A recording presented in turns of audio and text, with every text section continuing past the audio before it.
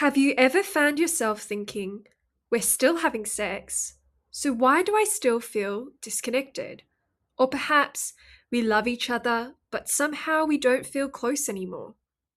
Many couples assume that sex automatically creates intimacy, but while sex can be an expression of intimacy, it is not the only pathway to closeness. In fact, some couples can be sexually active and still feel emotionally distant from each other.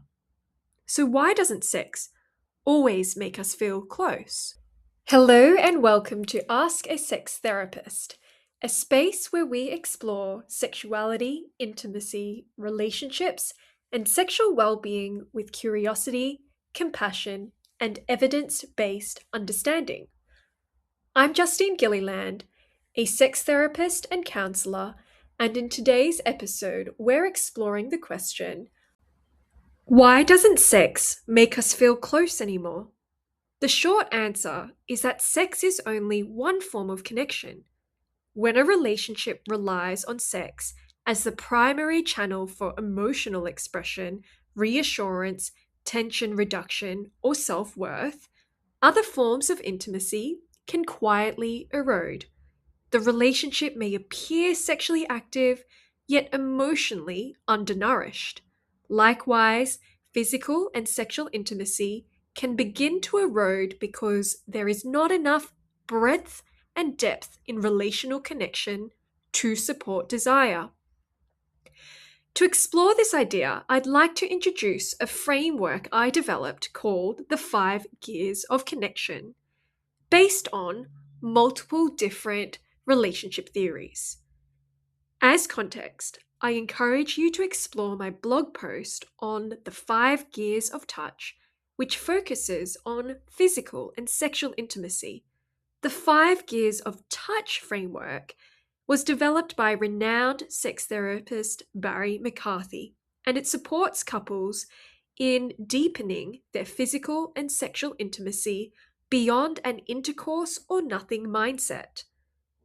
The 5 Gears of Connection is a parallel concept which broadens and deepens how couples connect emotionally and supports couples to move beyond the belief that sex is the only way to feel close.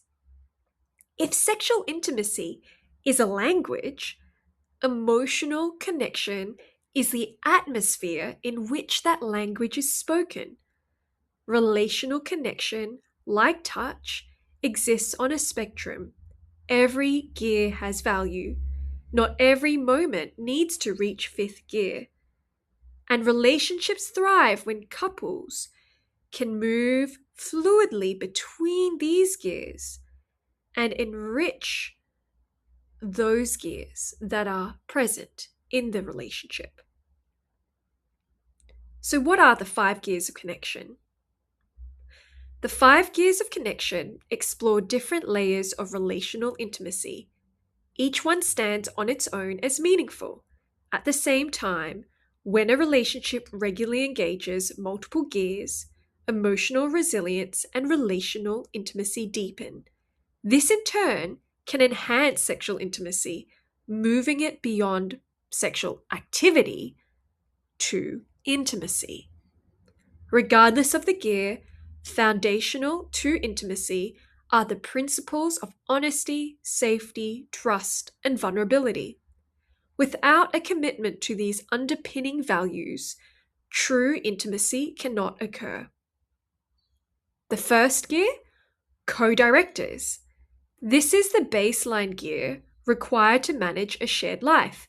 Here, partners function as co-directors of the family firm. It may not feel romantic, but reliably sharing responsibility builds trust through verbal dialogue about tasks, follow-through, and consistent action. This includes discussing schedules, dividing household tasks, managing finances, parenting decisions, life maintenance conversations. When practical responsibilities are shared, a sense of being able to rely on each other increases. There is stability, a sense of teamwork, and resentment decreases. Interestingly, when stress is reduced, desire often has more space to emerge. In fact, there is an association between shared household responsibilities and higher sexual satisfaction. The second gear, friends. This is everyday friendship. It is the steady, low stakes sharing of life, debriefing your day, sending a message just because, sharing something amusing, expressing appreciation, talking about a show you both watch, sharing about your interests, whether shared or separate. This gear may seem small, but it builds warmth, affection, fondness, and admiration. It reinforces the message: I like you. I enjoy you. When this gear is neglected, couples can drift into logistical co-parenting or roommate-style relating. Reintroducing simple companionship often restores ease and safety in the relationship climate. The third gear, adventurers. Playfulness injects fun, laughter, novelty, and humor into a relationship. It includes trying something new together, dancing in the kitchen, banter and teasing, games and shared adventures, breaking routine intentionally. Play builds shared joy and reawakens curiosity. It allows partners to see each other with fresh eyes. In long-term relationships, routine can quietly dull erotic energy. Playfulness through adventure disrupts predictability and strengthens attraction. There is an aliveness to the relationship. Affect synchrony refers to the subtle emotional alignment that happens when two people are attuned to each other's facial expressions, tone, body language, and rhythm. Moments of shared laughter, eye contact, emotional responsiveness as you both do something new together, as you adventure in life together. This helps the nervous system settle together, strengthening connection and reinforcing a sense of safety and belonging. The fourth gear, confidence. This gear requires courage. It involves sharing your inner world, fears, insecurities, disappointments, longings, and hopes, your relational needs. When partners are confident, there is this sense of deep trust. The other person has your back. They listen to understand. They provide empathy. They are in your corner. It is a sense of we can journey together through both the challenges and positives of life. It is a shift from doing things together, talking about things, to being able to share your heart with each other. This gear cultivates emotional safety. It allows partners to co-regulate stress and respond to each other with empathy rather than defensiveness. Rather than, you never spend time with me, it becomes, I feel lonely when we don't connect. For individuals who have historically only expressed vulnerability through sex, learning to verbalize emotional needs can feel unfamiliar. Yet it builds a deeper and more sustainable intimacy. The fifth gear, profound intimacy. This is the deepest gear. It is the ability to be fully yourself with all your desires, values, boundaries, dreams, doubts, and disagreements while remaining connected. It includes a sense of passion, vitality, excitement towards each other, sharing a deeply held truth and a sense of shared meaning, exploring each other's deepest dreams, showing up authentically and giving your partner the space to authentically be themselves, staying grounded when your partner disagrees, experiencing moments of profound emotional attunement. This gear is not about merging or losing oneself in the other. It is maintaining a whole sense of self while connecting with another. When a person remains whole in themselves and there is a clearly defined identity.